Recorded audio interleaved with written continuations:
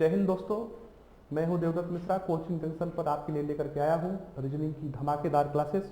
Trick के साथ reasoning के प्रश्नों को एकदम सरल तरीके से हल करने की विधि। सीरीज के पहले दिन में हमारा आज का विषय होगा दिशा ज्ञान परीक्षण। दिशा ज्ञान परीक्षण के प्रश्न देखने में बहुत सरल होते हैं, लेकिन प्रायः ये ट्रिकी होते हैं और जितने सरल दिखते हैं उतने सरल होते नहीं। आप परीक्षा में ऐसे प्रश्नों को जानते हुए भी गलत करके आ जाते हैं। दिशाएं आप जानते हैं यूजुअली चार होती हैं। चारों को हम समझते हैं कि एक को हम कहते हैं उत्तर, दूसरे को हम कहते हैं दक्षिण,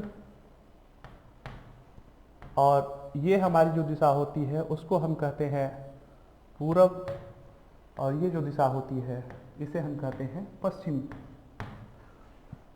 सभी दिशाओं के बीच में 90 अंश का कोण होता है। यानी अगर हम उत्तर दिशा में हैं, उत्तर दिशा से दाहिने साइड 90 अंश घूम जाए तो हमारा जो मुंह होगा वो किधर हो जाएगा? पूरब की तरफ हो जाएगा।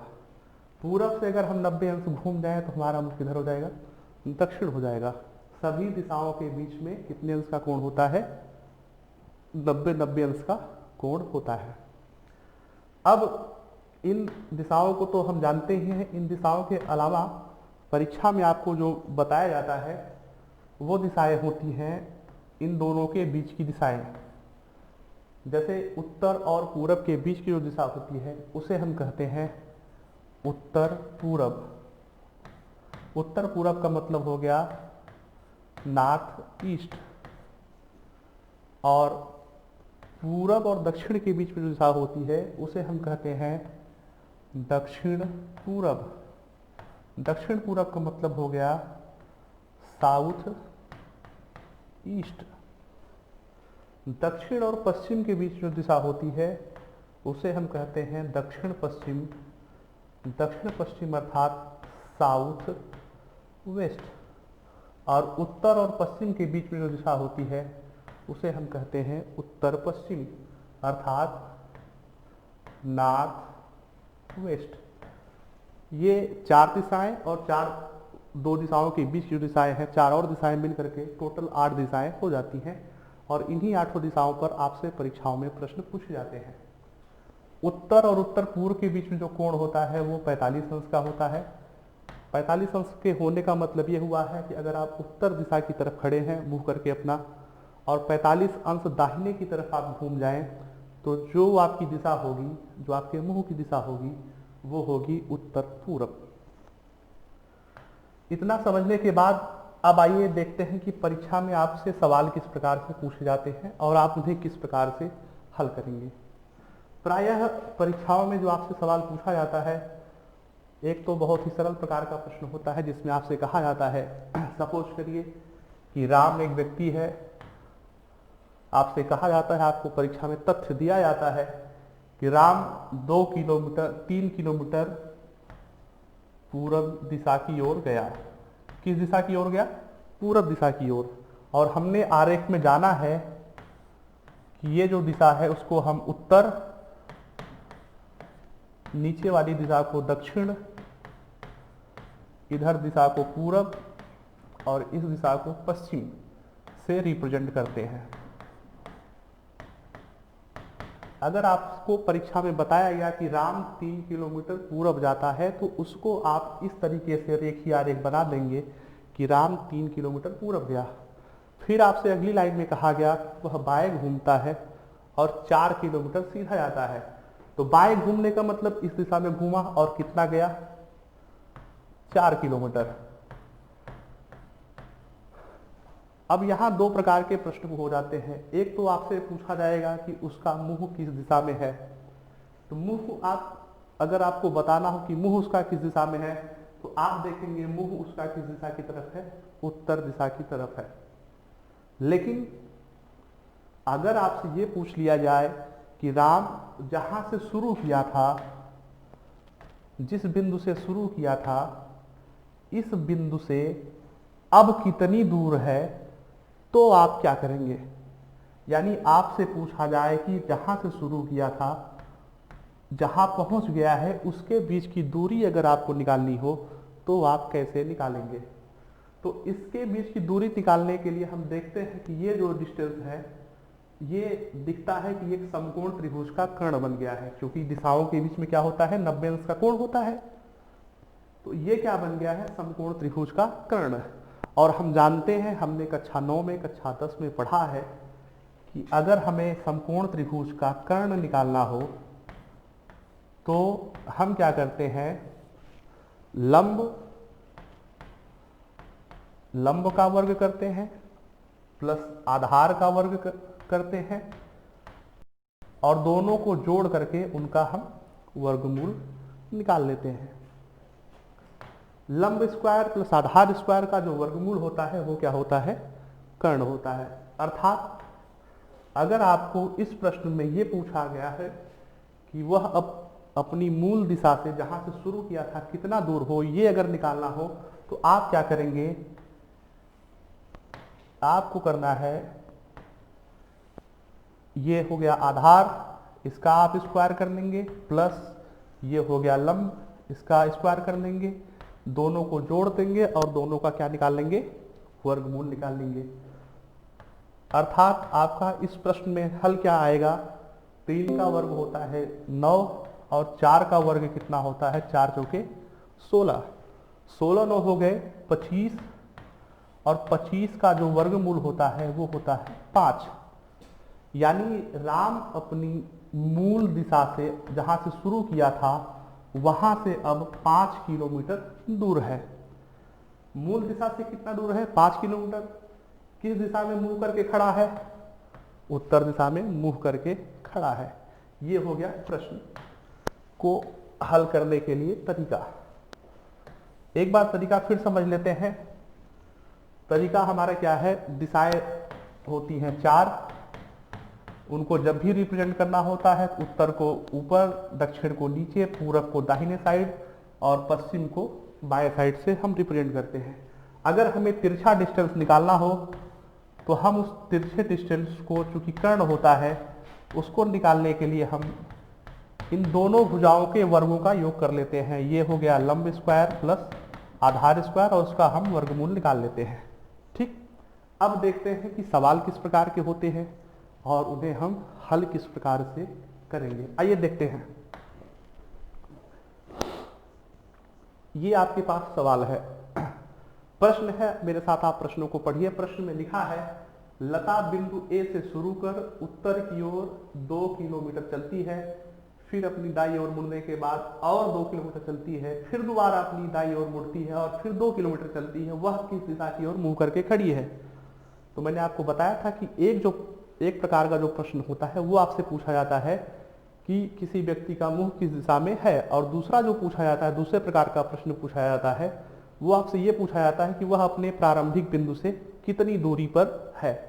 तो ये हमारा पहले टाइप का प्रश्न है जिसमें हमें बताना है कि किस दिशा की ओर मुंह करके खड़ी है।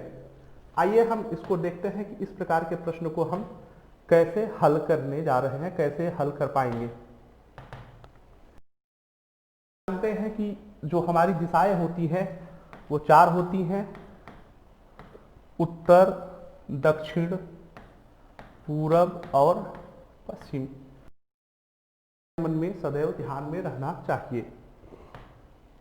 अब देखिए इसको हम यहां अप्लाई कैसे, लता बिंदु ए से शुरू कर उत्तर की ओर 2 किलोमीटर चलती है। और जब भी आपसे कहा जाए यानी इस दिशा में वो चलती है बिंदु के, कितना चलती है, 2 किलोमीटर चलती है।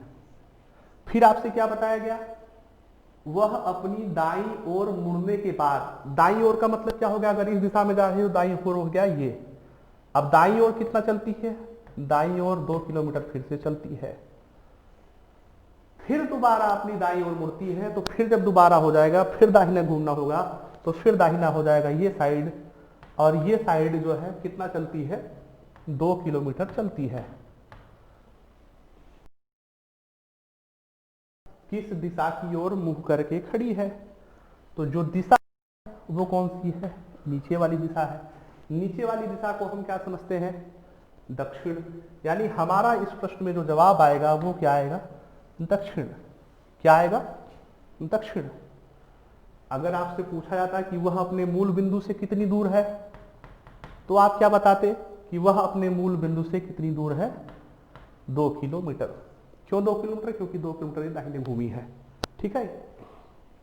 दूसरे टाइप का प्रश्न आइए हम देखते हैं कि दूसरे टाइप का हमारा प्रश्न कैसा होगा और हम उसे किस प्रकार से हल करेंगे।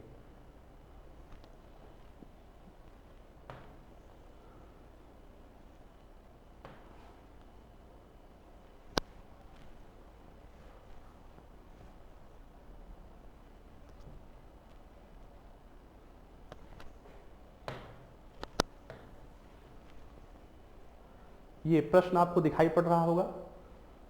प्रश्न आपको जो दिखाई पड़ रहा है वो लिखा है कार्तिक 10 किलोमीटर पूरब में चलता है और बाएं मुड़कर 4 किलोमीटर चलता है, फिर वो बाएं मुड़ता है और 13 किलोमीटर चलता है।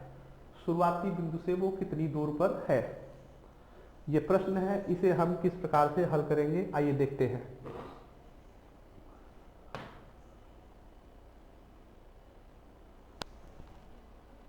प्रश्न आपने पढ़ लिया है, प्रश्न को हम किस प्रकार से हल करेंगे इसे हम जरा सा देखते हैं कि हम प्रश्न को किस प्रकार से हल करेंगे। दिशाएं आप जानते हैं, उत्तर, दक्षिण, पूर्व और पश्चिम। क्या है बताया गया? कार्तिक 10 किलोमीटर पूरब में चलता है। तो पूरब में चलने का मतलब ये हो गया कि पूरब की दिशा हो गई है। तो हम रिप्रेजेंट कैसे करेंगे? कार्तिक जो है 10 किलोमीटर किस दिशा में चला? पूरब दिशा में। किस दिशा में चला? पूरब। पूरब की दिशा कौन सी है? ये है। फिर आपसे बताया गया कि बाएं मुड़कर 4 किलोमीटर चलता है। अब बाएं मुड़ने का मतलब बाएं किधर हो गया? अगर इस दिशा में जा रहा है तो बाएं किधर हो गया? ऊपर की दिशा हो गई। बाएं मुड़ करके कितना चलता है? बाएं मुड़ करके चलता है वो 4 किलोमीटर। कितना चलता है? 4 किलोमीटर। फिर बताया जा रहा है कि फिर वो बाएं मुड़ता है। अब अगर हमारा मुंह ऐसे हो गया तो फिर हमारा बाएं किधर होगा? इस तरफ होगा। और कितना चलता है? 13 किलोमीटर चलता है। तो 13 किलोमीटर चलने का मतलब ये हो गया कि 10 किलोमीटर इधर चला और 3 किलोमीटर इधर चला। तो ये पूरी डिस्टेंस कितनी हो गई? 13 किलोमीटर।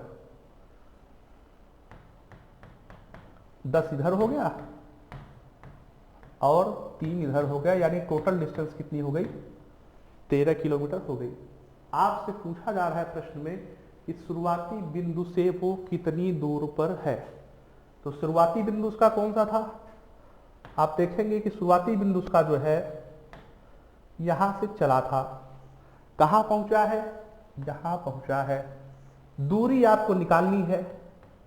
ये दूरी आपको निकालनी है तो आपको दिखाई पड़ रहा होगा कि ये क्या है? समकोण त्रिभुज का कर्ण बन गया है। क्या बन गया है? समकोण त्रिभुज का कर्ण बन गया है। और जब भी समकोण त्रिभुज का आपको कर्ण निकालना होता है तो आप आधार और लंब दोनों का वर्ग करके योग कर देते हैं और उसका वर्गमूल निकाल देते हैं। कैसे करते हैं? यहां जो आधार हो गया वो क्या हो गया? 3 हो गया। उसका हम क्या कर देंगे? वर्ग कर देंगे। ये दूरी कितनी है? इधर 4 है तो मतलब ये दूरी कितनी हो गई? 4 किलोमीटर हो गई।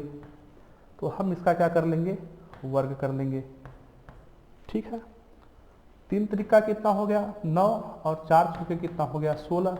16 9 25 और 25 का जो वर्गमूल आता है वो कितना आता है? 5। अर्थात वो अपनी मूल दिशा से कितना दूर है? तो वो अपनी मूल दिशा से कितना दूर है? 5 किलोमीटर दूर है। तो इस प्रश्न में हल क्या हो जाएगा? D 5 kilometre. इसी प्रकार के ढेर सारे प्रश्नों को हल करने के लिए आप हमारी वेबसाइट विजिट करें।